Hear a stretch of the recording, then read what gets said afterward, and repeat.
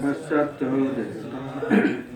वंशाकल्पतरुभ्यश्च कृपा सिन्धु पतितानं पावनेभ्यो वैष्णवेभ्यो नमो नमः।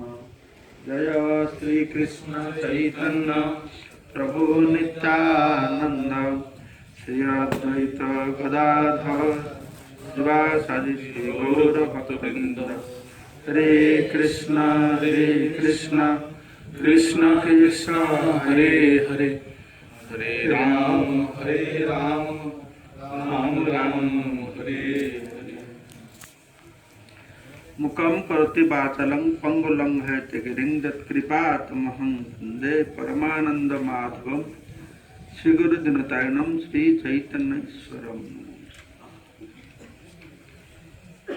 तो আমরা আজকে অন্তলীলা দ্বিতীয় পরিচ্ছেদে ছোট হরিদাসের দণ্ড সম্পর্কে যে অধ্যায় বর্ণনা করা হয়েছে সেই অধ্যায় শুরু করব। ছোট হরিদাসের দণ্ডের পূর্বে আরও কিছু বিষয়বস্তু বর্ণনা করা হয়েছে, সেটাই বিশেষভাবে আজকেও তো আমরা শ্রবণ করব। ছোট যায় না কদ্দূর যায়, তারপরে ছোট হরিদাস সম্পর্কে বর্ণনা করা হয়েছে। ছোট হরিদাস, তারপরে শিল হরিদাস ঠাকুরের মহিমা বর্ণনা করা হয়েছে। তা আজকের 1 নম্বর শ্লোক चैतन्य चरितामृत प्रतिटा अध्याय प्रथम श्लोक महाप्रभुर महिमा गान करे एक श्लोक वर्णना करा है।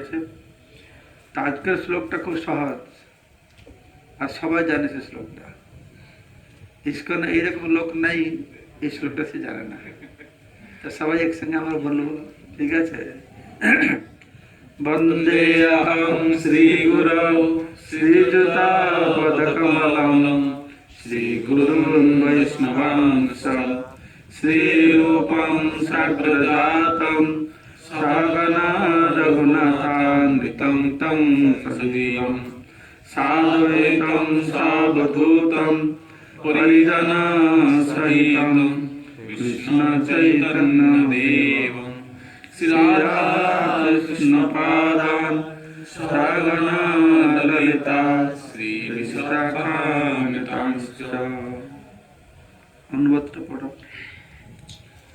আমি শ্রী গুরুদেবের পাদপদ্মে এবং পরম্পরা ধারায় গুরুবর্গ সমস্ত বৈষ্ণব রূপ গোস্বামী, সনাতন গোস্বামী, সগণ রঘুনাথ দাস গোস্বামী ও শ্রীজীব গোস্বামী, অদ্বৈত প্রভু, নিত্যানন্দ প্রভু এবং পরিজন সহ শ্রীকৃষ্ণ চৈতন্য মহাপ্রভু, শ্রীবাস ঠাকুর প্রমুখ ভক্তবৃন্দ সহিত ললিতা, বিশাখা আদি যুক্ত শ্রী রাধাকৃষ্ণকে বন্দনা করি।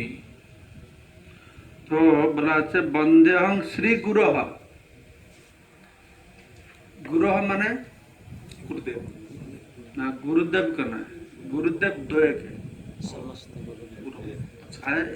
সংস্কৃতে আমাদের যেরকম সাধারণত একবচন বহুবচন, সংস্কৃত একবচন, দ্বিবচন, বহুবচন। হ্যাঁ, এখানে গুরুহ মানে দুই গুরু, শিক্ষা গুরু আর দীক্ষা গুরু।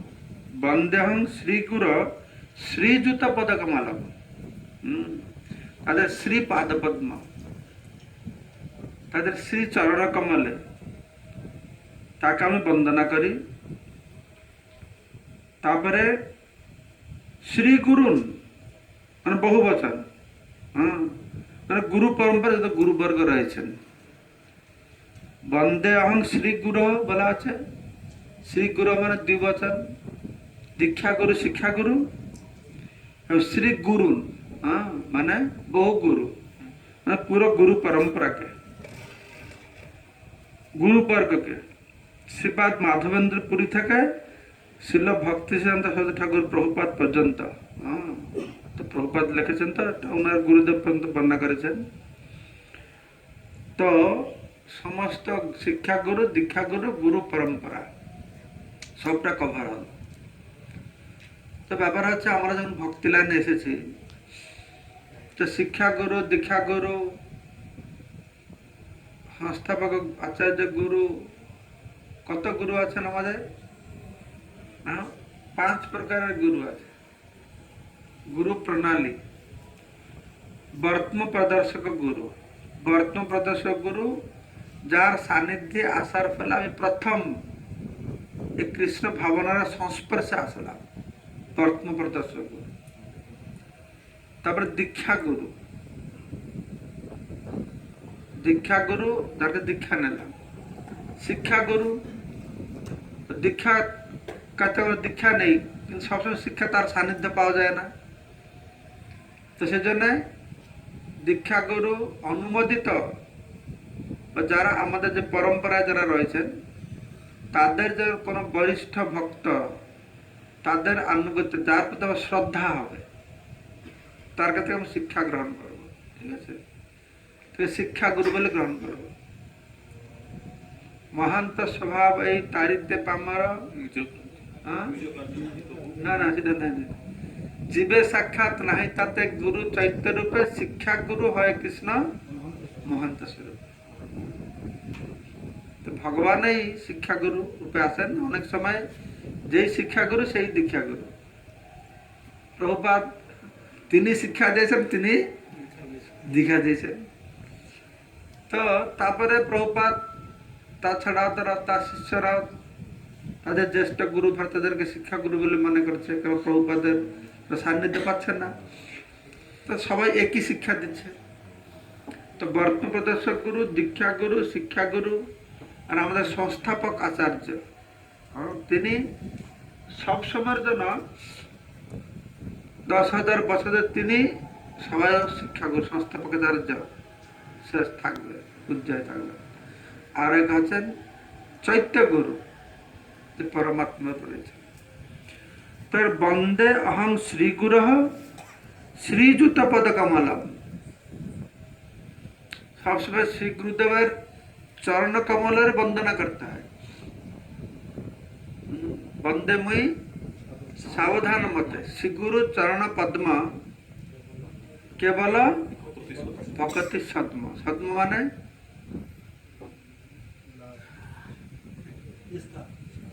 তুমি তো রোজ তোমরা গুরু গাইছ, উপায় একমাত্র উপায় ভাবছ না অর্থ তাই মানে আন্দাজ করে বলছো? আমার মনে এটা শ্রীগুরু চরণ পদ্ম কেবল ভক্তির স্থান বা ঘর অবস্থা, যেন ভক্তি থাকে। তো ভক্তি দিব অত মহান গুরুদেব চরণ কমলে থাকে। তো গুরুদেব দিব্য, তার চরণ, তার পুরো শরীর হচ্ছে দিব্য। তো ভক্ত সবসময় গুরুদেব চরণ কমলে আশ্রয় নিয়ে থাকবে, তাহলে সে ভক্তি লাভ করবে। তো শ্রীযুত পদ কমলম, তো সমস্ত ভক্তি সম্পদ যুক্ত এবং গুরু পরম্পরা। সবসময় গুরু মহারাজ বলেন যে আমাদের পূর্ব আচার্যদেরকে সন্তুষ্ট করতে হবে, পূর্ব আচার্যের মনোভীষ্ট পূর্ণ করতে হবে, এটা খুব ইম্পর্টেন্ট। পূর্ব আচার্যরা কি কি চাইছেন তার মনোভীষ্ট পূর্ণ করতে হবে। বৈষ্ণবাংশ, বৈষ্ণবদেরকেও এখানে বন্দনা করছেন। তো সমস্ত বৈষ্ণব শ্রী রূপম মানে শ্রীল রূপ গোস্বামীকে, রূপম রূপ গোস্বামীকে, আর সাগ্র জাতং, সাগ্র জাতং মানে তার আগে যিনি জন্ম হয়েছেন, স অগ্রে জাতম সাগ্র জাতম, রূপ গোস্বামীর বড় ভাই যে সনাতন গোস্বামী, শ্রীরূপম সাগ্র জাতম সহগণ রঘুনাথ নিয়তম। তো সহগণ, সগণ রঘুনাথ দাস গোস্বামী, এখানে বলা আছে সহগণ রঘুনাথ নিয়তম। তার ভক্তবৃন্দ সহ শ্রী রঘুনাথ দাস গোস্বামীকে বন্দনা করা হচ্ছে। তং সজীবম এবং শ্রী জীব গোস্বামীকে, তার সঙ্গে থাকছে কি স অদ্বৈতম, সাদ্বৈতম শ্রী অদ্বৈত আচার্য সহ, সাবধূতম স অবধূতম, অবধূতের সহ অর্থাৎ নিত্যানন্দ প্রভুকে নিয়ে, নিত্যানন্দ প্রভুকে অবধূত বলে বলা হতো। আর পরিজন সহিতম, তাদের পরিজনকে শ্রীবাস ঠাকুর প্রমুখ যারা ভক্তবৃন্দ তাদেরকে, এবং সর্বোপরি শ্রীকৃষ্ণ চৈতন্য দেবম সাদ্বৈতম সাবধূতম পরিজন সহিতম কৃষ্ণ চৈতন্য দেবম, এবং তারপরে হচ্ছে শ্রী রাধা কৃষ্ণ পাদান, শ্রী রাধা কৃষ্ণের চরণ কমল, শ্রী শ্রী কৃষ্ণ এবং শ্রীমতী রাধারানীর শ্রী পাদপদ্ম, আর সঙ্গে থাকবে কি সহগণ ললিতা বিশাখা নিতাংশ, ললিতা বিশাখা আদি সহ এই সবাই আমি বন্দনা করছি। কৃষ্ণদাস কবিরাজ গোস্বামী শ্লোকের মাধ্যমে গুরুদেব থেকে শুরু করে কৃষ্ণ পর্যন্ত সবাই বন্দনা করলেন। জয় জয় শ্রী চৈতন্য জয় নিত্যানন্দ, জয় দ্বৈত চন্দ্র জয় গৌর ভক্ত বৃন্দ। জয় জয় শ্রী চৈতন্য জয় নিত্যানন্দ, জয় দ্বৈত চন্দ্র জয় গৌর ভক্তবৃন্দ। সর্বলোক উদ্ধারিতে গৌরবতার, নিস্তারের হেতু তার ত্রিবিধ প্রকার। ভগবান তিন প্রকারের এই জগৎবাসীর থেকে উদ্ধার করার জন্য প্রকাশিত। যেরকম ভগবানের বিভিন্ন প্রকারের অবতার রয়েছে, সাধারণ মানুষ তো এই 10 অবতারের কথা বলে, তাই না? সাধারণ মানুষের 10 অবতারই সব কিছু। জয়দেব 10 অবতার স্তোত্র গেছে, কিন্তু ভগবানের কত অবতার আছে? অনন্ত, সমুদ্রের ঢেউর মতন। তার মধ্যে ভাগবতে 25টা অবতারের কথা বর্ণনা করা হয়েছে। আমাদের আচার্যরা এই ভগবানের যে অবতার অনন্ত, তাকে 6 ভাগে বিভক্ত করেছেন। কি কি? পুরুষ অবতার, মহাবিষ্ণু, গর্ভোদকশা বিষ্ণু, ক্ষীরোদকশা বিষ্ণু, পুরুষ অবতার। তারপরে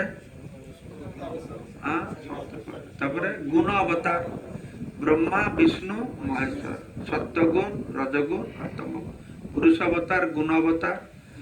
তারপরে লীলা অবতার, বিভিন্ন লীলা করছেন, লীলা অবতার। যুগা অবতার, বিভিন্ন যুগে যুগ অবতার আসছেন, 4 যুগে 4 যুগ অবতার।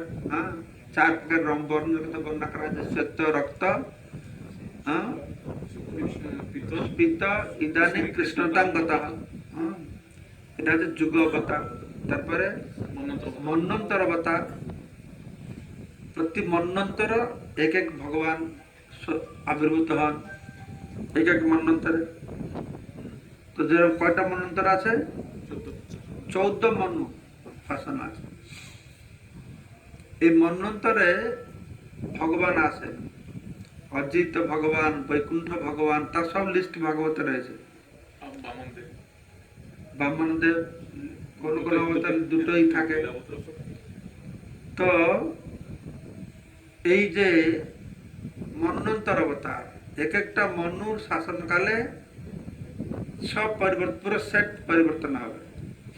ইন্দ্র পরিবর্তন হবে, ব্যাসদেব পরিবর্তন হবে, এরা এক এক মন্বন্তর পর্যন্ত থাকে। তারপর এদের পোস্ট আবার চেঞ্জ হয়।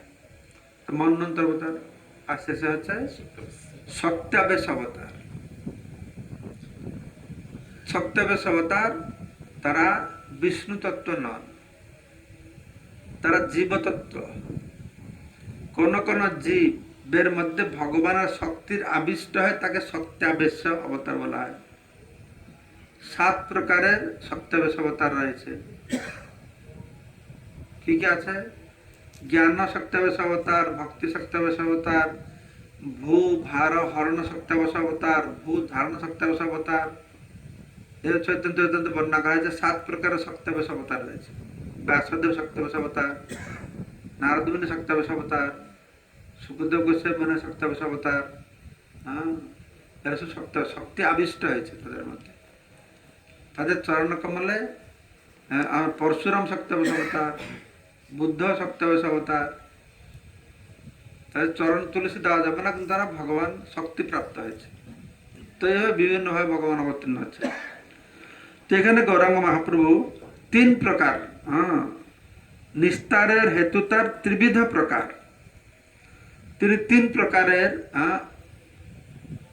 কি হয়েছে, অবতীর্ণ হয়েছে।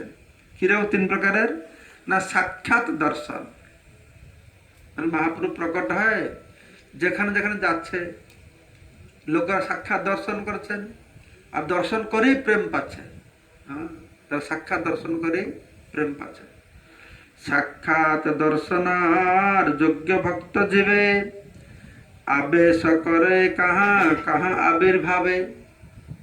একটা হচ্ছে সাক্ষাৎ দর্শন, আর একটা হচ্ছে আবেশ, আর একটা হচ্ছে আবির্ভাব। মনে থাকবে, সাক্ষাৎ দর্শন, আবেশ, আবির্ভাব। সাক্ষাৎ দর্শন মানে মহাপ্রভু নবদ্বীপ আছেন, সাক্ষাৎ দর্শন হচ্ছে। পুরী গেলেন, সেখানে দর্শন করতে পারছে, তখন সাক্ষাৎ দর্শন হচ্ছে। যে মহাপ্রভু পুরীতে আছেন, নবদ্বীপ লোকেরা সাক্ষাৎ দর্শন করতে পারছে না। মহাপ্রভু বৃন্দাবন বা দক্ষিণ ভারতে গেলেন, যে পুরীর ভক্তরা সাক্ষাৎ দর্শন করতে পারছে না। মহাপ্রভুকে যখন সামনে সামনে থেকে সাক্ষাৎ দর্শন। আর হচ্ছে আবেশ, কখন কখন মহাপ্রভু কোন যোগ্য ভক্তের মধ্যে আবিষ্ট হয়, তো তার মধ্যে মহাপ্রভুর মতন শক্তি হয়, তাকে দেখে লোকেরা নিস্তার পায়, উদ্ধার পায়, তখন আবেশ। আর আবির্ভাব, কোন কোন জায়গায় মহাপ্রভু আবির্ভূত হন, সবাই দেখতে পারে না, সেখানে তিনি আবির্ভূত হয়, তার যে লক্ষণ বা কোন বিশেষ ভক্ত তাকে দেখতে পারে, তার আবির্ভাব হয়। সাক্ষাৎ দর্শনে প্রায় সব নিস্তারিলা, সাক্ষাৎ দর্শনে প্রায় সব নিস্তরিলা, নকুল ব্রহ্মচারীর দেহে আবিষ্ট হইলা। তো নকুল ব্রহ্মচারী, এখানে প্যারিগঞ্জ বলে একটা প্যারিগঞ্জ, নকুল ব্রহ্মচারী জানো তো, প্যারিগঞ্জ না, প্যারিগঞ্জ, এখনো সে স্থান রয়েছে।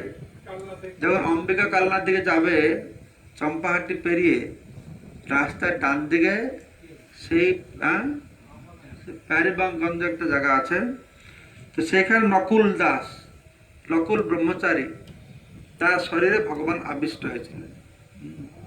শিবানন্দ সেন পরীক্ষা করলে আমরা শ্রবণ করব। তো নকুল ব্রহ্মচারীর দেহে আবিষ্ট হইলা। আর আবির্ভাব কোথায় না, প্রদ্যুম্ন নৃসিংহানন্দ আগে কইলা আবির্ভাব, প্রদ্যুম্ন নৃসিংহানন্দ। তো প্রদ্যুম্ন একজন ভক্ত, তার নাম প্রদ্যুম্ন নৃসিংহানন্দ, তিনি নৃসিংহদেবের ভক্ত ছিলেন। তো সে নৃসিংহানন্দ নকুল ব্রহ্মচারী আবেশ হলেন, আবিষ্ট হলেন, আর প্রদ্যুম্ন ব্রহ্মচারী বা নৃসিংহানন্দ ব্রহ্মচারী আবির্ভূত হলেন। চৈতন্য মহাপ্রভু এইভাবে জীবকে নিস্তার করলেন। লোক নিস্তারিব এই ঈশ্বর স্বভাব।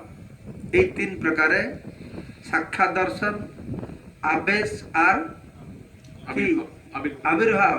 মনে থাকবে, প্রথমটা কি সাক্ষাৎ দর্শন, তারপরে আবেশ, তারপরে আবির্ভাব। তো এই আবির্ভাব কথা বর্ণনা করা হচ্ছে যে মহাপ্রভু কোথায় কোথায় আবির্ভাব হন না, সচির অঙ্গনে, সচির রন্ধনে, সচি মানে রান্না খাতে মহাপ্রভু আবির্ভূত হন। তো তিনি যে আবির্ভূত হয়েছেন তার লীলার মধ্যে মধ্যে দেখিয়েছেন। আমরা পড়লাম কি যে মুকুন্দ গেল গিয়ে বললো, সচিমা বলছিল, না যে মহাপ্রভু এরকম বলছে, আমি খেয়ে আসলাম, অনেক খাওয়ালো মা। সচিমাতা বলছে, হ্যাঁ সত্যি তো, আমি তো বুঝতে পারতাম না, সচিমাতা হচ্ছে স্বপ্ন বলে। জগদানন্দ গিয়েছিল, জগদানন্দকে বললেন যে স্বপ্ন বলে মনে হচ্ছে, কিন্তু ভগবান সেটা বলে আবির্ভাব। সচির রন্ধনে না, নিত্যানন্দ নর্তনে, যখন নিত্যানন্দ প্রভু নৃত্য করেন, আর শ্রীবাস অঙ্গনে যখন কীর্তন হয়, শ্রীবাস অঙ্গনে যখন কীর্তন হয় সেখানে মহাপ্রভু আবির্ভূত হন। আর রাঘব ভবন, রাঘব পণ্ডিত তার বাড়িতে, এই চারটি স্থানে মহাপ্রভু তিনি নিত্য আবির্ভূত হন। সাক্ষাৎ দর্শনে সব জগৎ তারিলা, একবার যে দেখিলা সে কৃতার্থ হইলা। সাক্ষাৎ দর্শন দান করে শ্রী চৈতন্য মহাপ্রভু জগৎ উদ্ধার করলেন। একবার যে তাকে দর্শন করলেন তিনি কৃতার্থ হলেন। গৌড় দেশের ভক্তগণ প্রত্যব্দ আসিয়া পুনঃ গৌড় দেশে যায় প্রভুরে মিলিয়া। প্রতি বছর বঙ্গদেশের ভক্তরা জগন্নাথ পুরীতে গিয়ে শ্রী চৈতন্য মহাপ্রভুকে সাক্ষাৎ করতেন এবং তারপর পুনরায় গৌড় দেশে ফিরে যেতেন। আর নানা দেশের লোক আসি জগন্নাথ চৈতন্য চরণ দেখি হইল কৃতার্থ। তেমনি ভারতবর্ষের অন্যান্য সমস্ত প্রদেশের লোকেরা জগন্নাথ পুরীতে এসে শ্রী চৈতন্য মহাপ্রভুর শ্রী পাদপদ্ম দর্শন করে কৃতার্থ হয়েছিলেন। সপ্তদ্বীপের লোক আর নবখণ্ডবাসী দেব গন্ধর্ব কিন্নর মনুষ্য বেশে আসি। এই ব্রহ্মাণ্ডের সপ্তদ্বীপ এবং নবখণ্ডের অধিবাসী স্বর্গলোকের দেবতা, গন্ধর্ব এবং কিন্নরেরা মনুষ্য বেশ ধারণ করে শ্রী চৈতন্য মহাপ্রভুকে দর্শন করতে এসেছিলেন। সপ্তদ্বীপ সম্পর্কে মধ্যলীলা বিংশ পরিচ্ছেদে ভাগবত প্রথম পঞ্চম স্কন্ধে আরো বিশেষ বর্ণনা আছে সপ্তদ্বীপের সম্পর্কে। আর নবখণ্ড, ভারতবর্ষে নবখণ্ড আগে কিরকম নাম ছিল, ভারতবর্ষ তো এক সময় ছিল সারা পৃথিবী ভারতবর্ষ ছিল, তাকে 9 ভাগে তখন বিভক্ত করা হয়েছিল। তার নাম এখানে বর্ণনা করা হয়েছে ছিল যে ঐন্দ্র, কশেরু, তাম্রপর্ণ, গভস্তিমত, কুমারিকা, নাগ, সৌম্য, বারুণ আর গন্ধর্ব।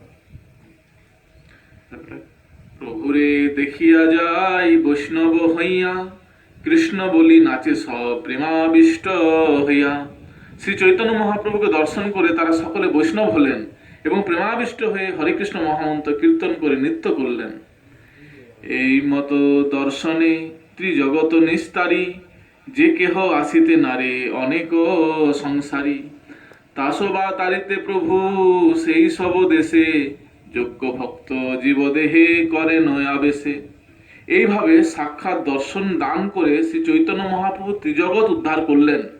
কিন্তু যারা সংসারে আবদ্ধ হয়ে আসতে পারল না, তাদের উদ্ধার করার জন্য তিনি তার শুদ্ধ ভক্তদের শরীরে স্বয়ং প্রবিষ্ট হয়ে সেই সমস্ত দেশে তাদের প্রেরণ করেছিলেন। মহাপ্রভু তো যা যেখানে থাকছেন সেখানে লোকেরা দর্শন করতে পারছে। গৃহস্থ ঘর বাড়ি করে সবাই তারা সেখানে যেতে পারে না। তো মহাপ্রভু কি করেছেন, তো মহাপ্রভুর ফর্মুলা ছিল এইরকমই যে আমার কাছে আসবেন আমি তার কাছে যাব। এটা যে মহাপ্রভু মহাবদান্যতা, তিনি যাবে। তেমনি ভক্ত কার কাছে যায়, ভক্ত ভগবান কার কাছে যান, ভগবান তো ভক্তের কাছে যায় না। মহাপ্রভু ভক্ত হোক বা অভক্ত হোক সবার কাছে গিয়েছিলেন। আমি এই জন্য বললি যে আমাদের এই জড় জগতে 1 - 1 কত, 0। 1 - 1 = 0। বৈকুণ্ঠে 1 - 1 = 1। ওম পূর্ণমদ পূর্ণমিদম পূর্ণাৎ পূর্ণমুদচ্যতে পূর্ণস্য পূর্ণমাদায় মানে সেখানে 1 থেকে 1 গেল 1। মহাপ্রভু ধামে 1 - 1 = 2। 1 থেকে 1 গেলে 2 হয়ে যাবে। সেই জন্যই মহাপ্রভু যখন সে প্রেম নিয়ে আসলেন, আবদ্ধ করুণা সিন্ধু কাটিয়া মোহন ঘরে ঘরে বলে প্রেম অমিয়ার বান, সে প্রেমের অমৃত বিলালেন। তো সেটা নিয়ে এসেছেন, যত বিলাবার ডবল হয়ে যাবে। এই জড় জগতে হলে যদি 1 বাকেট প্রেম নিয়ে এসেছেন, 1 লোটা বাহারি করত, তাহলে 1 লোটা কম হয়ে যেত। বৈকুণ্ঠ হলে 1 লোটা বাহারি করলে সমান থাকতো। চৈতন্য মহাপ্রভু যত নেবে তত আর বাড়বে, তত মাইনাস হয়ে বাড়বে। তাই একটা পূর্ণ বাকেট প্রেম আছে, যদি 1 লোটা বাহারি করা হয় তাহলে কি হবে, বেড়ে গেলে কি হবে, উছলে পড়বে, বন্যা হয়ে যাবে না। তো মহাপ্রভু এখানে যে প্রেম মানে বিলাতে শুরু করলেন, যত বিলাচ্ছে আরো বাড়ছে, আরো বাড়ছে, আরো বাড়ছে। তো সেই প্রেম এখান থেকে বাড়তে বাড়তে এই তো বিহার টিহার সব অতিক্রম করে বোম্বেতে পৌঁছে গেল। তারপরে বোম্বে থেকে একদম মিডল ইস্ট হয়, ইউরোপ, লন্ডন হয়, আমেরিকা চলে গেল, সর্বত্র চলে গেছে। আমি যখন বিদেশে যাই, বিদেশে তো আমাদের অনেক ইন্ডিয়ান ভক্ত আছে, আমি ওদেরকে বলি দেখো महाप्रभु कत कृपामय, तुम्हारा भारत भूमि पुण्य भूमि श्रेष्ठ भारतवर्ष के परित्याग करे तुम्हारा अमेरिका आसलो, मिडिल ईस्ट यूरोप आसलो टाका कमाते, तो महाप्रभु कत कृपा तुम्हारे पिछन पिछन दौड़ाচ্ছে, তোমার চুলকে ধরে বলে যাচ্ছ কোথায়, কৃষ্ণ প্রেম না, এই যে মহাবতার নেতা, महाप्रभु সবার কাছে যাচ্ছে কৃপা নিয়ে। भारतवर्ष जन्म लाभ करे मानुष अमेरिकार ग्रीन कार्ड पाওয়ার জন্য भारतवर्ष जन्म लाभ করে নিজেকে ধন্য মনে করছে না। হ্যাঁ, দেবতারা চিন্তা করছে আমাদের একটু সুযোগ হতোই ভারত ভূমিতে আমরা জন্ম লাভ করতাম, কিন্তু ভক্তরা পরিস্থিতির আমেরিকান পাসপোর্ট। আমাদের গুরু মহারাজ জগতক মহারাজ আমেরিকা চিকাগো মানে সেখানে ধনাঢ্য পরিবারের ছেলে ছিলেন, সব ছেড়ে ছেড়ে দিয়ে ভারতীয় হলো, এখন আমরা ভারতীয় সিটিজেন ছেড়ে ছেড়ে দিয়ে আমেরিকান হতে দৌড়াচ্ছে। কিন্তু ভারত ভূমির মহিমা আমরা বুঝতে পারি না, জন্ম হয়েছে তো আমরা বুঝতে পারি না। ভারত ভূমিতে একটা মানে পোকা মাকড় ছাড়া যদি জন্ম হয় তার সৌভাগ্যের কথা। এটা গঙ্গা বইছে, কত জীব উদ্ধার হচ্ছে। মনে হয় ভারতের মধ্যে জন্ম হলে পাপ থেকে উদ্ধার পাওয়া ভগবত ধামে না গিয়ে তুমি থাকতে পারবে না, যেতে হবে জবরদস্তি। এই জন্ম হোক বা পরের জন্ম, ভারত কোথাও মিস হবে নাকি? তুমি যে হিন্দু হও, মুসলমান হও, খ্রিস্টান হও, কোথায় একটু হরিনাম শুনবে, কোথায় একটু প্রসাদ পাবে, গঙ্গাতে ডুব দেবেই দেবে। হ্যাঁ, ও তো মানে ভগবত ধামে না গিয়ে থাকতেই পারবে না, যেতেই হবে কম্পালসারি। এই জন্য ভারতবর্ষ খুব মহান। मेरा भारत मेरा भारत महान। আমাদের বলা ঠিক, এটা এটা বাইরে কর্মী লোকেরা বলে না, আমরা বলবো আমরা কি দেশভক্ত? আমরা তো আমার দেশভক্ত নেই না। দেশভক্তদেরকে কি বলা আছে ভাগবতে? সাহেব গোখর, কিসে শ্লোকটা জানা কেউ? বলা আছে যস্যাত্ম বুদ্ধি কুনাপিত ধাতুকে स्वादि कलित्रादि भौम इत्यादि दत्तीर्थ बुद्धि सलिल न करिचित जनेश्व विज्ञासु सैव गोखर। जस्यात्म बुद्धि कुनापित के स्वादि कलित्रादि भौम इत्यादि जनने जन्मभूमिश्च स्वर्गातपि गरीयते। আসলে শুভম সাই মহারাজ আরেকটা কি রবীন্দ্র ঠাকুরের গান গাইতেন, এই মাটিতে জন্ম মর এই মাটিতে মরব না, কিটা গান গাইতেন। তো ব্যাপার হচ্ছে আমাদের ভগবান ভক্ত হওয়া উচিত না দেশভক্ত হওয়া উচিত? ভগবানের। কিন্তু যেহেতু আমরা ভারতে জন্ম লাভ করেছি, আমরা ভারত ভক্ত হওয়ার যথার্থ। ভারত একটা দেশ নয়, ভারত দেশ নয়, আমরা কি বলি ভারতবর্ষ। কিন্তু একমাত্র ভারতে বলে ভারতীয় বলে ভারত মাতা কি জয়। ভারতে আমার মা রূপে দেখি না, ভারত মাতা। চায়না মাতা ওরা বলে, আমেরিকা মাতা বললে, জার্মান মাতা বললে, তাই এটা দেশভক্তির ব্যাপার নয়। হ্যাঁ, এটা দেশভক্তি রাষ্ট্রভক্তির ব্যাপার নয়, যেটা কি সাধারণ মানুষের মনে। আমাদের জন্য এই ভারতবর্ষ একটা দেশ শুধু নয়, এটা ভগবানের লীলাভূমি। ভগবান লীলাভূমি কি দিয়ে তৈরি হয়েছে? কি ভগবান কোন শক্তি থেকে? হ্যাঁ, সন্ধিনী শক্তি থেকে। সেইভাবে দেখতে হবে। ভারতে তত মুনি ঋষি, কত যজ্ঞ, ভগবানের সব লীলা এখানে, তাই না? আমেরিকা হয়েছে, জার্মান হয়েছে, চাইনাতে হয়েছে। যদিও সেই সময় আমরা পুরাণে দেখছি সম্পর্ক ছিল, ভগবান ভারতে এসেছেন। কেউ কেউ পাশ্চাত্য দায়ী ইউরোপ আমেরিকায়, তো ভগবান শুধু ভারতে কেন আসলো? ভারত পুণ্যভূমি। আসলে ভারত পুণ্যভূমি বললে যে ভগবান এখানে এসেছেন তা নয়, ভগবান এসছেন বলে ভারত পুণ্যভূমি হয়েছে নাকি? পুণ্যভূমি বলে ভগবান আসছে তা নয়, ভগবান এসছেন বলে পুণ্যভূমি হয়েছে। আর অবশ্যই ভগবানের বিশেষ শক্তি থেকে প্রকট হয়েছে ভারত। সারা ভারতে দেখো ভগবান কত লীলাস্থান। আমি পাশ্চাত্য দেশের লোকে বলি যে ভারত কেন পুণ্যভূমি, কেন শ্রেষ্ঠ, কেন ভগবান আছে জানো? ভারতে 12 ঘন্টা দিন, 12 ঘন্টা রাত। আর তোমাদের দেশে তো ভোর 3টায় সূর্য উঠে, আর রাতে 12টায় সূর্য দেখতে পারবে। তো গায়ত্রী করবে কি করে, সন্ধ্যারতি করবে কি করে, মঙ্গলারতি করবে কি করে? হ্যাঁ, 7টার সময় সন্ধ্যারতি করে সূর্য মাথার উপর বসে থাকে। এই দেশে ভগবান আসবে কেন? ভগবান আসবেন মনি ঋষি আছে, ভক্তরা আছে, তোমাদের সব ব্যতিক্রম এখানে। এই দেশে ভগবান আসবে না। তো যাই হোক, ভগবান সেখানে না গেলেও আজ প্রভুপাদ কৃপা করে ভগবানকে সারা পৃথিবী সর্বত্র নিয়ে গেছেন, সারা পৃথিবীকে তীর্থস্থান করে গড়ে তুলেছেন। প্রভুপাদ সর্বত্র মন্দির করেছেন, ভক্ত করেছেন, সারা পৃথিবীকে বৃন্দাবনে পরিণত করেছেন। তো এটা হচ্ছে কোন থেকে কোথায় পড়ে পালে গেলাম, কি আলোচনা করছিলাম? 13 নম্বর শ্লোক। যোগ্য ভক্তি জীব দেহে করে না বেশ। কত নম্বর শ্লোক? 13। 13 নম্বর। আচ্ছা, এই মতো দর্শনের ত্রিজগত নিস্তারী, যারা বলছিল যে কেউ আসিতে না রে অনেক সংসারী। সংসারী মানুষ আসতে পারে না, মহাপ্রভু কিভাবে তাদের কাছে গিয়ে পৌঁছেছে। যুগ যুগ ধরে ভগবানকে সাধনা করে পাওয়া যায়, ভগবান পিছনে ছুটতে হয়, কিন্তু মহাপ্রভু পিছনে কেউ ছুটে না, মহাপ্রভু সবার পিছনে ছুটে। যুগ যুগ ধরে ভগবানকে প্রার্থনা করতে হয়, ভগবান আমাকে এটা দাও, ভগবান আমাকে ওটা দাও, ভগবান ওটা দাও। কিন্তু মহাপ্রভু কেউ প্রার্থনা না করেও দে, তাই না? কেন প্রার্থনা করে না মহাপ্রভুর কাছে কেউ? আর যে প্রার্থনা করবে আমাকে দাও এটা, তারা তো জানেই না মহাপ্রভু কি দিতে এসছে, প্রার্থনা করবে কি করে? মানুষ ভগবান কাছে কি প্রার্থনা করে? ধনম দেই, জনম দেই, যশম দেই, স্বর্গ দেই, মোক্ষ দেই। তারা শাস্ত্র থেকে জানে, তাই ভগবান কাছে গিয়ে মাগে। কিন্তু মহাপ্রভু কি ধন জন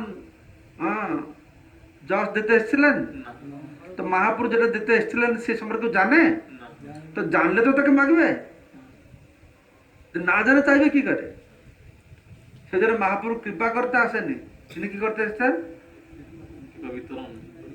তিনি করুণা করতে এসেছেন, কৃপা করতে আসেননি, করুণা করতে এসেছেন। একই না? একই নয়। আমি এটা গ্রামের নামহাটায় প্রচার আগে করতাম, আমি প্রচুর নামহাটে ঘুরতাম আগে, একটা ক্লাস দিচ্ছি। ক্লাসের পরে এই গ্রামাঞ্চলে না পাঠ টাঠ শুনবে, শুনে কিনা ঠিক নাই, শেষে ওরা একটা মানে উদ্ভট প্রশ্ন জিজ্ঞাসা করবে, মানে বক্তাকে বুদ্ধিমান হওয়ার জন্য।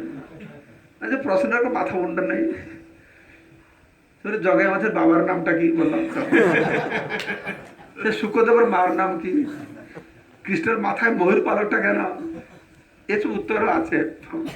এরকম একটা প্রশ্ন করবে যে না, সে বক্তা থয় বসে থাকবে। তা আমাকে একটা জিজ্ঞাসা করলো, আচ্ছা মহারাজ বলুন তো কৃপা কি করুণা কি? তা আমি এর মধ্যে বললাম কৃপা করুণা আর কি, কৃপা যা করুণা তাই। তো একটা মাতাজি পিছনে বসছিল, তো বলল না মহারাজ, কৃপা মানে যদি কেউ চায় আপনি দেবেন সেটা হলে কৃপা, আর কেউ চায় না তবু দেবেন সেটা করুণা। তো বুড়ি একটু বলছে কে প্রাধান্য দেটাকে, বুড়ি কি কোথা থেকে পেয়েছে কি জানে না, কোন শাস্ত্রের সঙ্গে যাই না, কিন্তু আমরা যদি ভালো করে পর্যালোচনা করি আমরা দেখি তাই এটাই, তাই না? তো মহাপ্রভু এসে করুণায় অবতীর্ণ করলো, বলা হয়েছে না অনর্পিত চরিত্র করুণায় অবতীর্ণ করলো। তিনি করুণা করতে এসেছেন, অন্যের সঙ্গে কৃপা করতে এসেছেন, ঠিক না? নেই, কৃষ্ণ কৃপা করতে এসেছেন, রাম কৃপা করতে এসেছেন। কেন? তাদের কাছে গিয়ে মানুষ চাইছে, তারপরে তিনি দিয়েছেন। কিন্তু মহাপ্রভু করুণা করতে এসেছেন মানে কি, না চাইতেও দিয়েছে, না চাইতেন না। মহাপ্রভু কেন? ভগবানের এই স্বরূপকে করুণা ভাব নিয়ে আসতে হবে, কৃপা ভাব নিয়ে আসলে কাজ চলবে না। মহাপ্রভু যদি কৃপা নিয়ে আসতেন তাহলে কি হতো, কাজ হতো না? নেই, হ্যাঁ কি না, বুঝতে পারছো?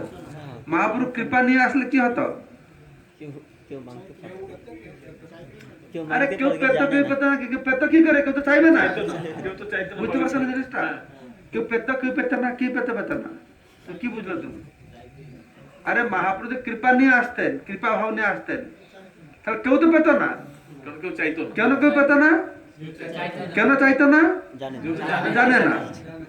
বুঝতে পারছো আচার্য? বুঝতে পারছো?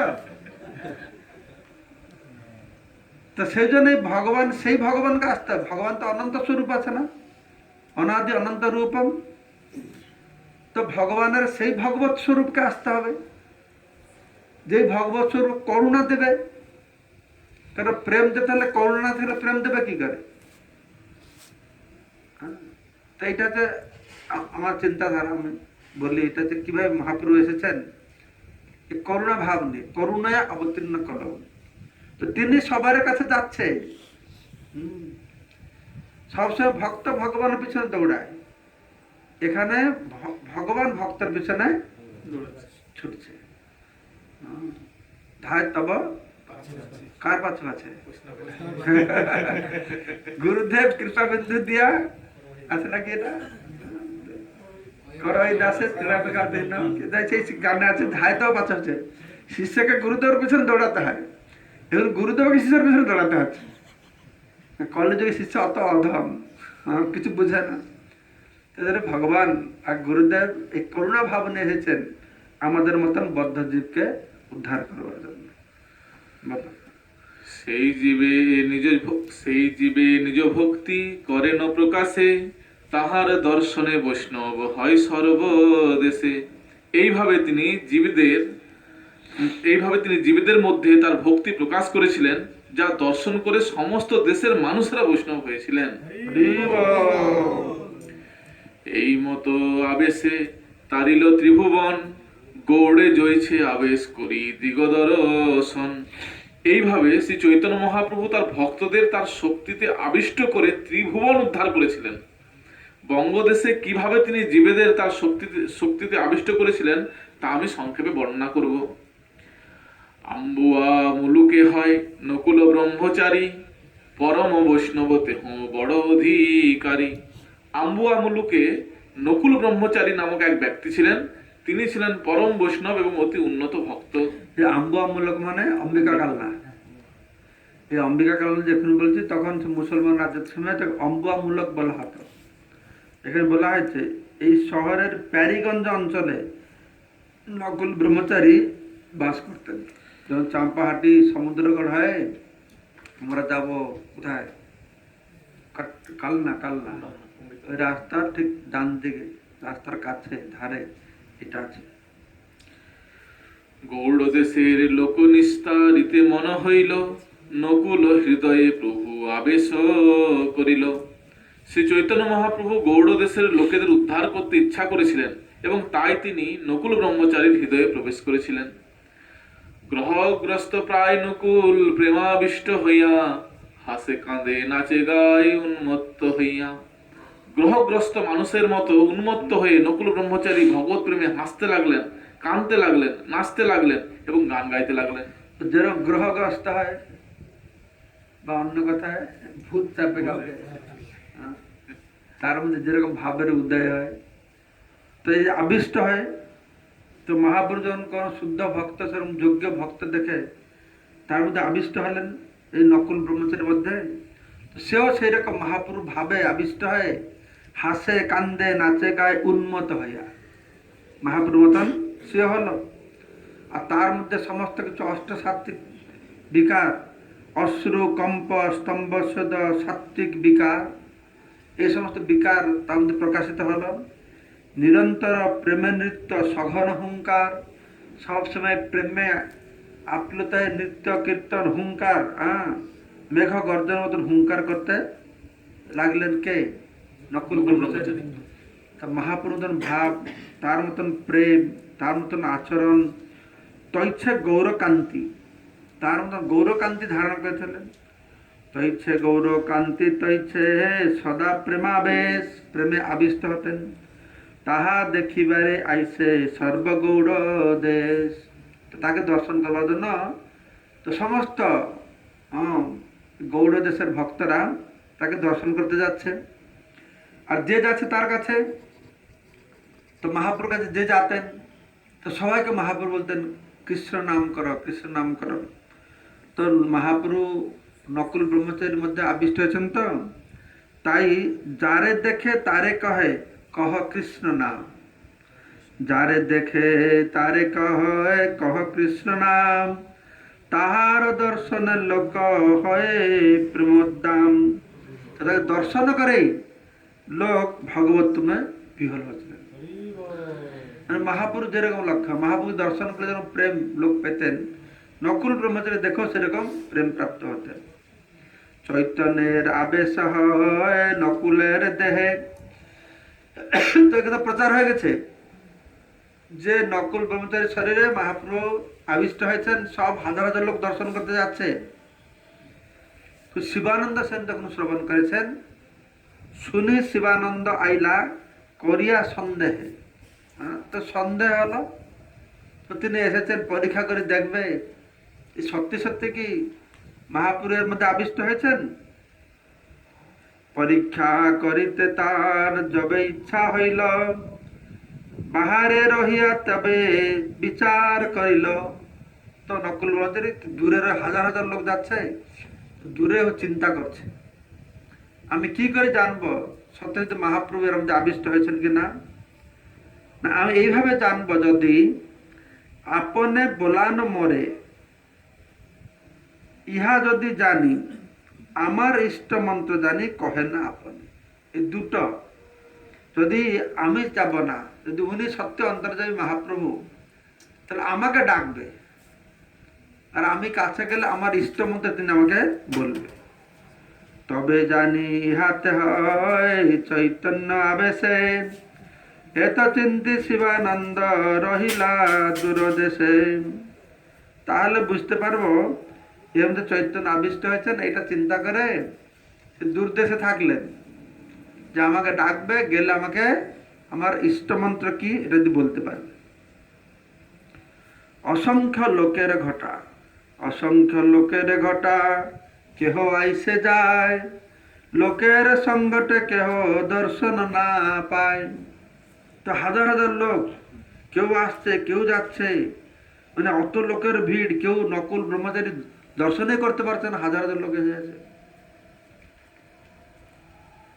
সেটা শুনলে মনে হয় আজকাল এরকম, আজকাল অনেক এরকম ভণ্ড ভগবান বেরোয়, উড়িষ্যাতে এরকম বেরোয় না, হাজার হাজার লোক দৌড়ায়, হাজার হাজার লোক দৌড়ায়।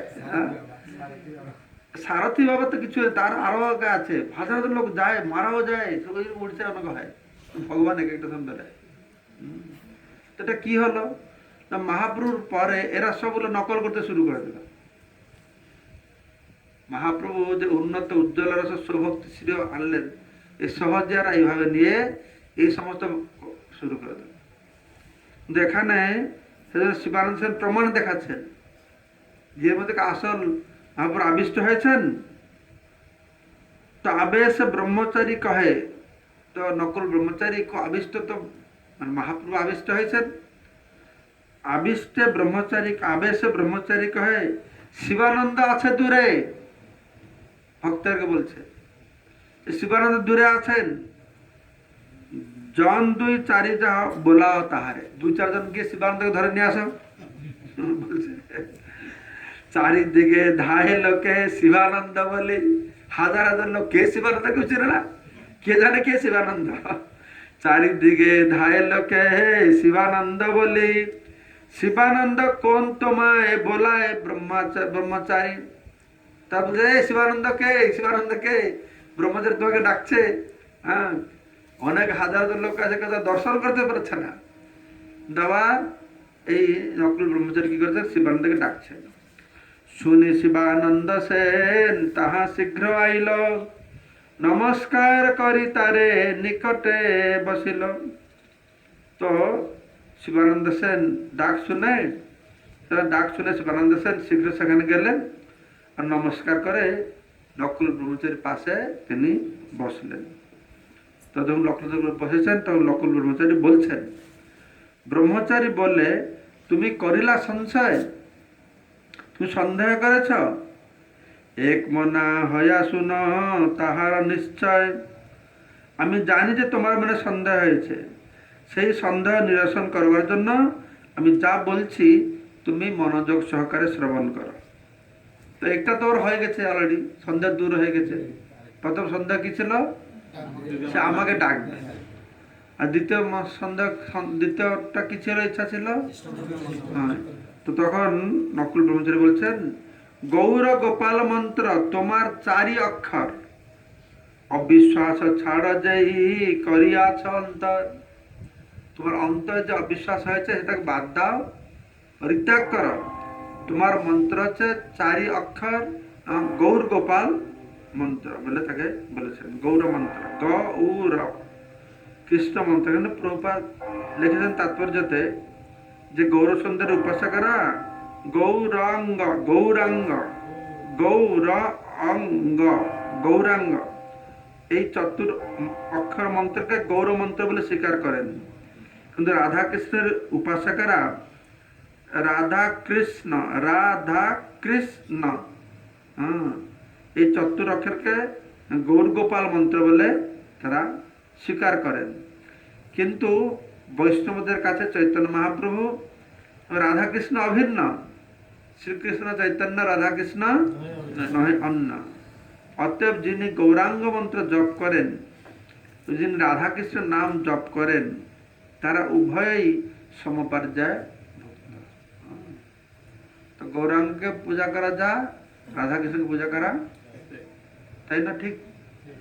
তাহলে একজন জিজ্ঞেস করলো, আমি ইস্কন জয়েন করি না, একটু একটু ইস্কন ভক্তের সংস্পর্শে এসেছিলাম, তখন পুরী তোরটা গোপীনাথে। আমি তখন তো কি ইস্কন না কি কিছু জানতাম না, সবাইকে ভালো লাগতো, সবাইকে ভালো লাগতো।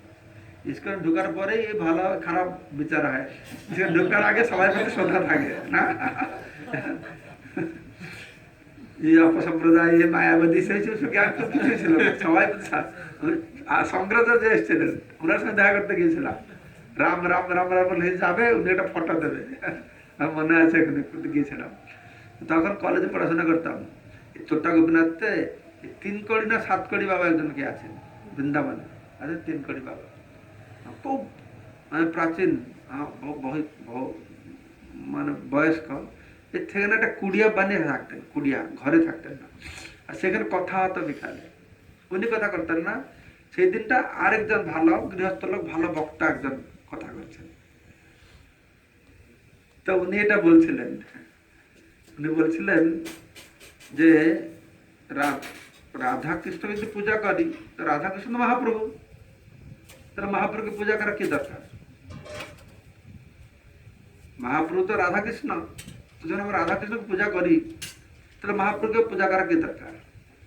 তো উনি একটা দৃষ্টান্ত দিয়েছিলেন যে কেন মহাপ্রভু রাধা কৃষ্ণ হলেও আলাদা কি রকম। তো সে সুন্দর গুছিয়ে বলছিল, সে কত বছর, 50 বছর আগের কথা, আমার ভালো মনে। তো বলছিল একটা বিয়ে বাড়িতে গিয়েছে, তো বিয়ে বাড়িতে বরযাত্রীরা গিয়েছে, তো সবার জন্য ভালো রসগোল্লা দেওয়া হয়েছে, রসগোল্লা। তো রসগোল্লা যেতে যেতে শেষে 2-3 পাতা রসগোল্লা নেই। রসগোল্লা নিতে কি করা যাবে? তো বলছে, তো সেই কন্যা পার্টির লোকেরা কি করেছে, রসগোল্লাটা কি দিয়ে তৈরি হয়েছে?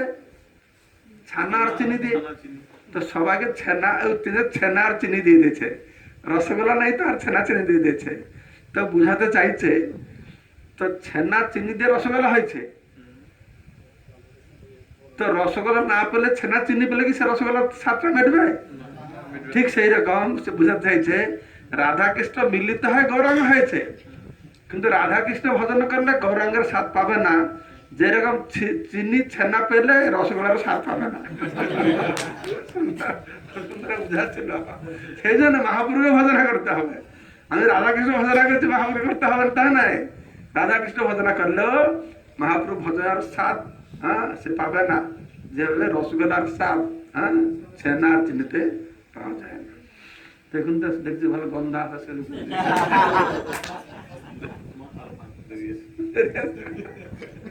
আমাকে বলবে।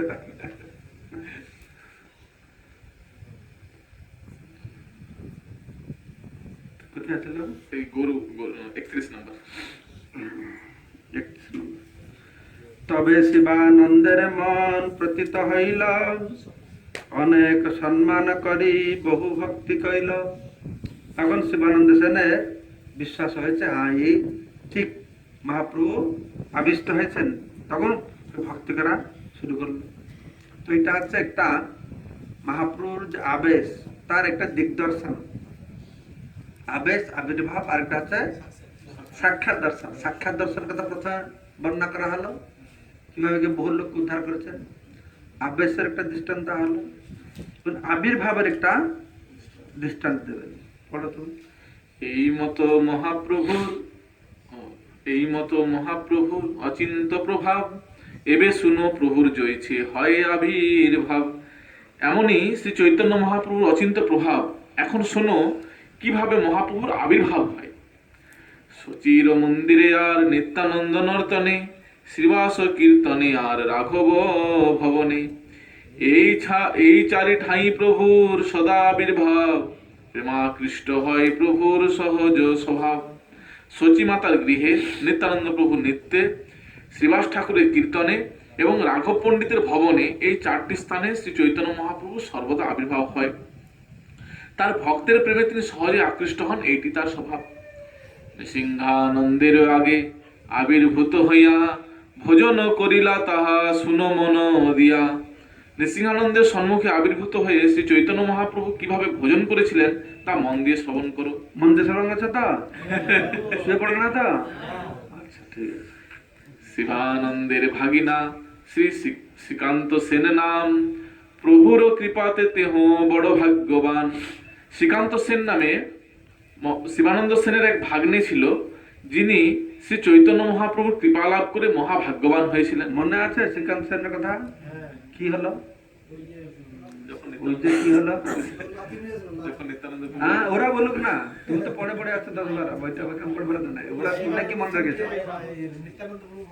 হ্যাঁ, যে নিত্যানন্দ প্রভু লাথি মারলো না শিবানন্দ সেনকে, তার ভাগনা এই শ্রীকান্ত সেন রাগ করে চলে গেল, মহাপ্রভুকে প্রণাম করলো। গোবিন্দ কি বললো? বললো পেটাঙ্গি পেটাঙ্গি, উত্তঙ্গা নাই। বলে গোবিন্দ বলছে পেটাঙ্গি উতারা। পেটাঙ্গি মানে কি? জামা, আমার এই কাপড়টা, জামাটা খোলে। কারণ তখন সেই সিস্টেম ছিল। কত কথা বললাম সেই ব্যাপার নেই। বাংলাদেশের লোকেরা কি পেটে বলে গেল তোমরা? হ্যাঁ, বাংলাদেশের লোকেরা কিন্তু কিন্তু শার্টটা পড়ে থাকে, শার্টটা তুলে দিয়ে পেটটা নিয়ে বাড়িতে রাখে। বাংলাদেশ প্রণাম করে, তারা এরকম করে। আমি দেখেছি উড়ে গেলে লোক, এখন ছেলেমেয়েরা করে না, আগের লোকেরা এরকম করে। তো সেই শ্রীকান্ত সেন, শিবানন্দের ভাগিনা শ্রীকান্ত সেন নাম, প্রভুর কৃপা দিতে বড় ভাগ্যবান। মহাপ্রভু কৃপা করে ছিলেন, তাই বললো গোবিন্দকে, বলছেন না না, ওর দুঃখ পেয়েছে, কিছু বলো না, মহাপ্রভু কত স্নেহ পেয়েছেন। তারপরে এক বৎসর তেহ প্রথম একেশ্বর, প্রভু দেখিবারে আইলা উৎকণ্ঠায় অন্তর। 1 বছর তিনি একা উৎকণ্ঠিত অন্তরে জগন্নাথ পুরীতে শ্রী চৈতন্য মহাপ্রভুকে দর্শন করতে এলেন। মহাপ্রভু তারে দেখি বড় কৃপা কইলা, মাস 2 তেহ প্রভুর নিকটে রহিলা। তাকে দেখে মহাপ্রভু তাকে অনেক কৃপা করলেন এবং তিনি প্রায় 2 মাস জগন্নাথপুরীতে শ্রী চৈতন্য মহাপ্রভুর কাছে রইলেন। তবে প্রভু তারে আজ্ঞা কইলা গৌড়ে যাইতে, ভক্তগণে নিষেধিও এথাকে আসিতে। এবৎসর তাহা আমি যাইমু আপনে, তাহাই মিলিমু সবেও অদ্বৈতাদি সনে। তারপর শ্রী চৈতন্য মহাপ্রভু তাকে আদেশ দিলেন বঙ্গদেশে ফিরে যেতে এবং সেখানে সমস্ত ভক্তদের বলতে যে তারা যেন সে বছর জগন্নাথপুরীতে না আসে, কেননা মহাপ্রভু নিজেই সেখানে যাবেন এবং অদ্বৈত আচার্য প্রমুখ ভক্তদের সঙ্গে মিলিত হবেন। শিবানন্দে কহিও আমি এই পৌষ মাসে, আচম্বিতে অবশ্যই আমি যাইব তার পাশে। আর শিবানন্দ সেনকে বলো যে এই পৌষ মাসে হঠাৎ একদিন আমি তার কাছে গিয়ে উপস্থিত হব। জগদানন্দ হয় তাহা কেহ ভিক্ষা দেবে, সবারে কহিও এ বৎসর কেহ না আসিবে। সেখানে জগদানন্দ আমাকে প্রসাদ নিবেদন করবে, তাদের সকলকে বলো যে এই বছর যেন তারা কেউ জগন্নাথপুরীতে না আসে। শ্রীকান্ত আসিয়া গৌড়ে সন্দেশ কহিল, শুনি ভক্তগণ মনে আনন্দ হইল। বঙ্গদেশে ফিরে এসে শ্রীকান্ত যখন এই সংবাদ দিলেন তখন তা শুনে ভক্তরা অত্যন্ত আনন্দিত হলেন। চলিতেছিল আচার্য রহিলা স্থির হইয়া, শিবানন্দ জগদানন্দ রহে প্রত্যাশা করিয়া। অদ্বৈত আচার্য প্রভু অন্যান্য ভক্তদের নিয়ে জগন্নাথপুরীর উদ্দেশ্যে যাত্রা করতে যাচ্ছিলেন, কিন্তু সেই সংবাদ পেয়ে তিনি তার যাত্রা স্থগিত করলেন। শিবানন্দ সেন এবং জগদানন্দ পণ্ডিত শ্রী চৈতন্য মহাপ্রভুর আশার প্রত্যাশায় রইলেন। প্রতি বর্ষ তো গৌড়ের ভক্তরা মহাপ্রভুকে দেখা করতে যেতেন। মহাপ্রভু এবার বলছেন, না তোমরা আসো না, আমি ওখানে যাবো। হ্যাঁ, এরা সব বেরিয়ে গেছিল, প্রস্তুত হয়ে গেছিল যাওয়ার জন্য। শ্রীকান্ত সেনের কথা শুনে সবাই আটকে গেল। পৌষ মাস আইল দুহে সামগ্রী করিয়া, সন্ধ্যা পর্যন্ত রহে অপেক্ষা করিয়া। পৌষ মাসে তারা দুজন বিবিধ প্রকারের সামগ্রী সংগ্রহ করে শ্রী চৈতন্য মহাপ্রভুর আসার প্রতীক্ষায় রইলেন। প্রতিদিন তারা সন্ধ্যা পর্যন্ত শ্রী চৈতন্য মহাপ্রভুর আসার অপেক্ষায় বসে থাকতেন। শিবানন্দ জগদানন্দ মহাপ্রভু বলেছেন, এই দুজনে ভিক্ষা নেবো তো রেডি উঠে বসে আছে, মহাপ্রভু আসবে। আর তখনকার সময় তো ফোন ছিল না, ইমেল ছিল না, জানিয়ে দেবে আগে থেকে কে কোথায় কবে আসবে, আগে বসে থাকবে। এই মতো মাস গেল, গোসাই না আইলা, জগদানন্দ শিবানন্দ দুঃখিত হইলা। এইভাবে পৌষ মাস কেটে গেল, কিন্তু চৈতন্য মহাপ্রভু এলেন না। তাই জগদানন্দ পণ্ডিত ও শিবানন্দ সেন অত্যন্ত দুঃখিত হলেন। আচম্বিতে নৃসিংহানন্দ তাহাই আইলা, দুহে তারে মিলিত অবস্থানে বসাইলা। দুহে দুঃখী দেখি তবে কহে নৃসিংহানন্দ, তোমা দুহাকারে কেনে দেখি নিরানন্দ। তখন হঠাৎ একদিন নৃসিংহানন্দ সেখানে এসে উপস্থিত হলেন এবং জগদানন্দ ও শিবানন্দ তাকে বসতে আসন দিলেন। তাদের দুজনকে দুঃখিত দেখে নৃসিংহানন্দ জিজ্ঞাসা করলেন, তোমাদের দুজনকে নিরানন্দ দেখছি কেন? তবে তবে শিবানন্দ তারে সকল কহিলা, আসিব আজ্ঞা দিলা প্রভু কেনে না আইলা। তখন শিবানন্দ সেন তাকে বললেন, শ্রী চৈতন্য মহাপ্রভু কথা দিয়েছিলেন যে তিনি আসবেন, কিন্তু তিনি কেন এলেন না? শুনি ব্রহ্মচারী কহে করহ সন্তোষে, আমি তো আনিব তারে তৃতীয় দিবসে।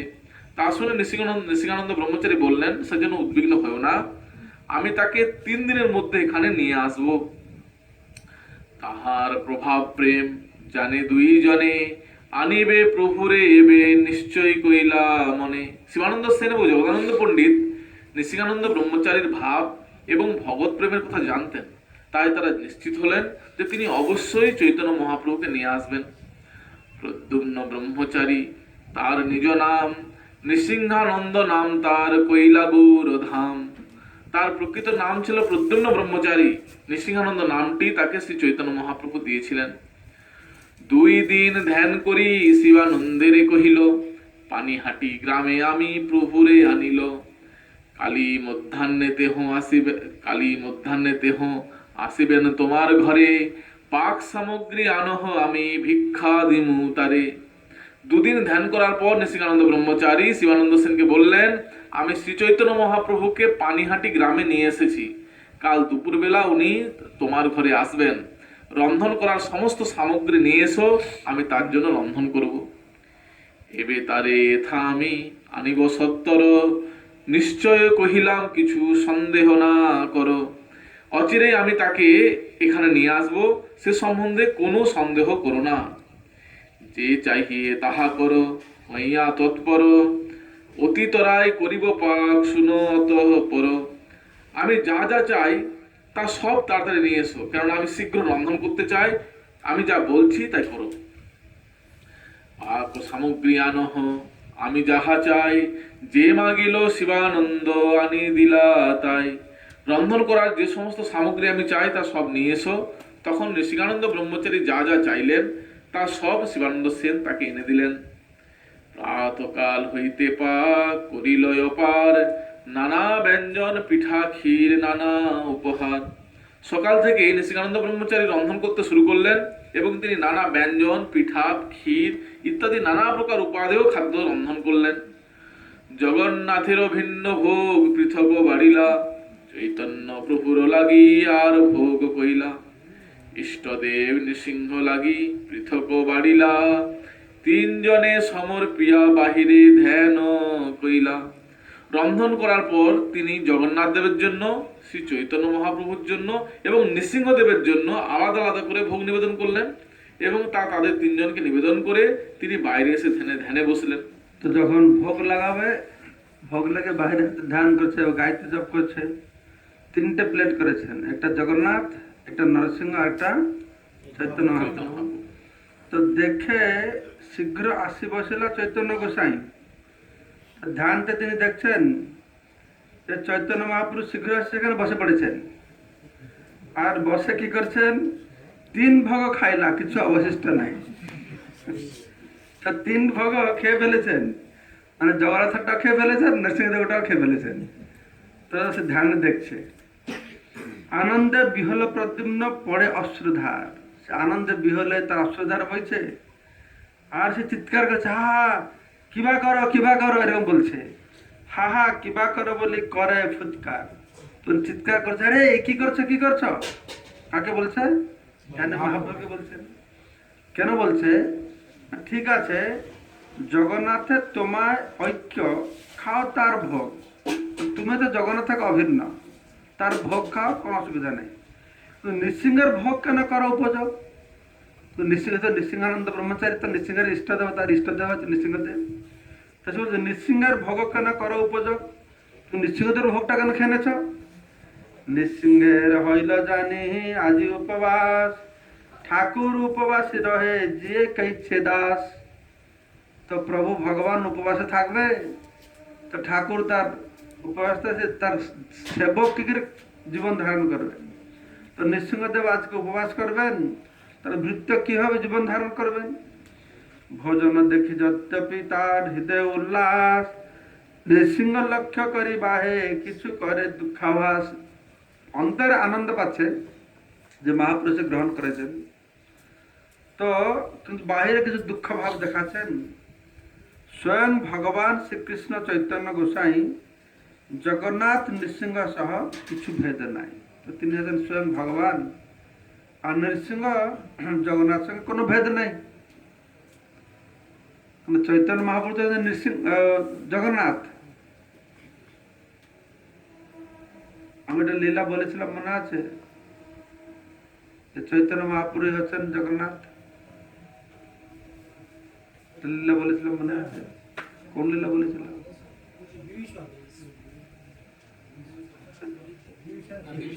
পুরীতে আসলো না, বিভীষণ আসলো না, আসে ব্রাহ্মণ একটা দক্ষিণ ভারতের টাকা পয়সা দাও, তো মহাপ্রভুর কাছে গিয়েছে। মহাপ্রভু বলে, সুজা তুমি জগন্নাথ দর্শন করতে গেলো না? আমি তো করে আসলাম। মহাপ্রভুই জগন্নাথ। সেরকম পুরী রাজা, তো মহাপ্রভু তো গোপী গীত গান করতে করতে কি হলো? মহাপ্রভু দর্শন হলো কখন? কোথায়? এই প্রতাপরুদ্রের দর্শন হলো না, দর্শন করলো না মহাপ্রভুকে? কোথায়? জগন্নাথ বল্লভ বাগান। তার আগে মহাপ্রভু তাকে দর্শন দিতেন না, সে বিশ্বই রাজা বলে। তাকে সবাই সার্বভৌমটা যেতে বলছে মহাপ্রভু ভগবান, রায় রামানন্দ হচ্ছে ভগবান, কাশী মিশ্র বলছে ভগবান, আর এরা সব তো তার মান্যগণ এবং তার গুরুদেব পণ্ডিত। তো তাদের সবার কথা মেনে হচ্ছে, হ্যাঁ তো ভগবান, সবাই বলছে ভগবান হবে নিশ্চয়ই। তাহলে তো তখন একদিন মহাপ্রভু উদ্দণ্ড নৃত্য কীর্তন করছেন। সে নৃত্য কীর্তন করে, সে মাটিতে গড়াগড়ি দিচ্ছে, সে মুখ থেকে নাক থেকে সব লালা পড়ছে, কাদা মাদা হয়ে গেছে, ঘোরাঘুরি দিচ্ছে। সেই সময় প্রত্যাবৃত রেখেছে। তো প্রত্যাবৃত সে দেখছে এরকম অবস্থা, তো দেখে মনে করছে আর এই কিরকম ভগবান, আবার এই মাটি সব ভগবান মানে কিরকম, মানে চাঙ্গা থাকবে, তার একটা আবার তাদের গাম্ভীর্য থাকবে, এই মাটিতে গড়াগড়ি দিচ্ছে, অপরিষ্কার, কিরকম কাপড় চোপড় হয়ে গেছে, এই কিরকম ভগবান এরকম মনে মনে এরকম ভাবলো। কিন্তু একই সঙ্গে আবার গুরুদেব বলছেন, রাজ পণ্ডিত বলছেন, সবাই ভগবান বলছে, আর কি করবো, ওটা সংকোচ মানে বাড়ি চলে গেছে। তো গিয়ে রাত্রিরে শুয়ে আছে, রাত্রে শুয়ে একটা স্বপ্ন দেখছে। ও স্বপ্ন দেখছে যে ও জগন্নাথ মন্দির, জগন্নাথকে দর্শন করতে গেছে রাজা। আর যখন জগন্নাথ দর্শন করে, যখন কাছে গিয়ে জগন্নাথের সে চরণকে স্পর্শ করবে, তো জগন্নাথ বলছে, হে হে, আমাকে ছুবে না, আমাকে ছুবে না। আরে তুমি রাজা, কত সিল্ক কাপড় পরেছ, তোমার গায়ে চন্দন অগুর লাগানো আছে, আর আমি তো কাদা মাদা, আমার দিকে আমাকে কেন ছুঁবে তুমি? তো ঘুরে দেখছে জগন্নাথের সারা শরীরে কাদা মাদা লাগানো আছে, যেরকম ভাবছিল। তারপর একটু পরে দেখছে সেখানে মহাপ্রভু বসে আছে, মহাপ্রভু বসে হাসছেন। হ্যাঁ, তখন এইভাবে ওইটা দর্শন করে, ওই স্বপ্নে দর্শন করে পূর্ণ বিশ্বাস হলো যে মহাপ্রভু আছেন জগন্নাথ। সেখানে বলা হচ্ছে স্বয়ং ভগবান কৃষ্ণ চৈতন্য গোসাই তিনি হচ্ছেন জগন্নাথ, আর জগন্নাথই নৃসিংহদেব।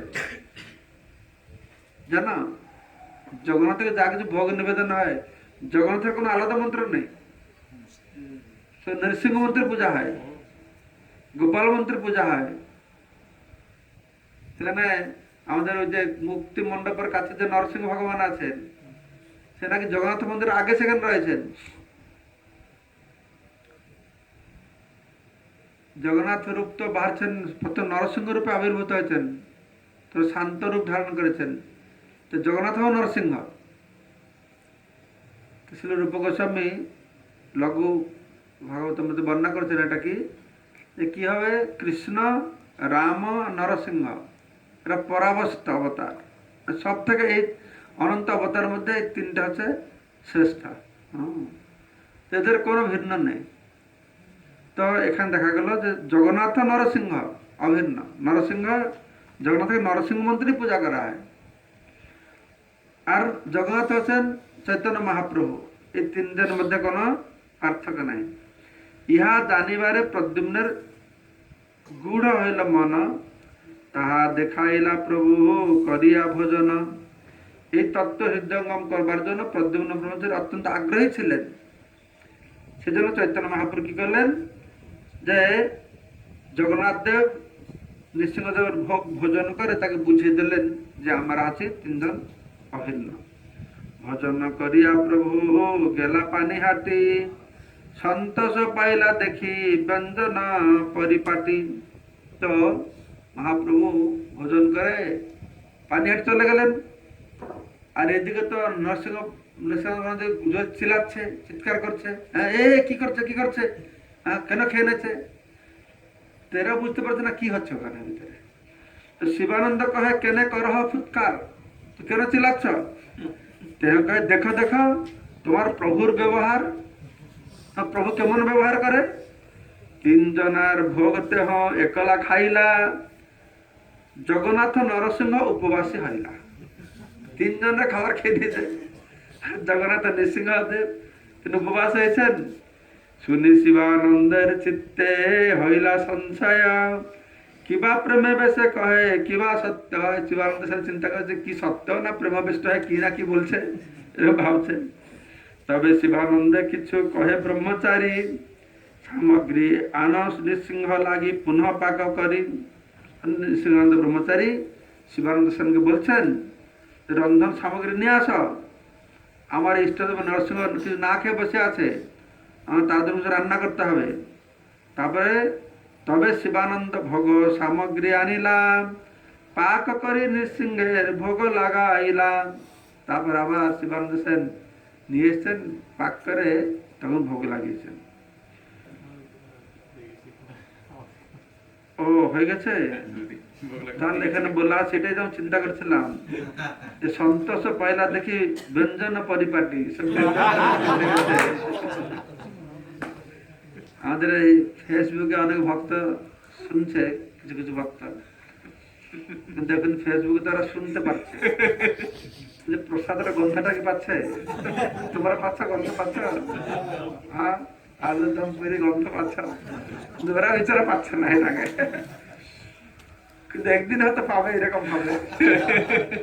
আমি যখন আগে শুধু ফোন ছিল, কিন্তু আমি ভাবতাম যে ফোনে কথাটা শুনছি, এরকম যদি দেখতে পারলে কত সুন্দর হতো, অত দূর দেখা হলে কত ভালো হতো। দেখুন তো ফোনে দেখাও যাচ্ছে, মানে কোনদিন বৈজ্ঞানিকরা এরকম করবে যে ফোনে গন্ধটা পাবে আর খেতেও পাবে, যেরকম হইতে পারে। যাই হোক, এইখানে রহিল গ্রন্থ অমৃত লহরী, বদন ভরিয়া সবে বল হরি হরি।